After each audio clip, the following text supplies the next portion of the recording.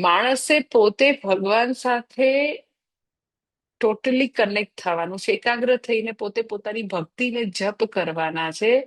આવું ગોઠવવાનો શું મતલબ છે એ તો મને ખબર જ નથી. ભગવાનને અભિષેક પ્રિય છે એટલે એનો ભગવાનને કઈ પ્રિય અપ્રિય જેવું છે જ નહીં, કારણ કે સમગ્ર બ્રહ્માંડ જે છે એ રૂપે એ છે. અભિષેક પ્રિય છે એટલે મારે પ્રયત્ન કરવાનો છે. ભગવાનને દીવો કરવો કે ભગવાનને અભિષેક કરવો, ભગવાનને નૈવેદ્ય ધરવું, તો તમને લાગે છે કે ભગવાન કોઈ મનુષ્ય છે કે એવું કરવાથી એને મજા આવી જશે? ભક્તની ભાવના છે કે ભગવાને આવું હળાહળ ઝેર ધારણ કર્યું છે, તો એની ભાવના છે કે હું એને અભિષેક કરું, એટલે ઈ અભિષેક કરીને મારે ભગવાન સાથેનો મારો સંબંધ ખૂબ મજબૂત બનાવવો છે.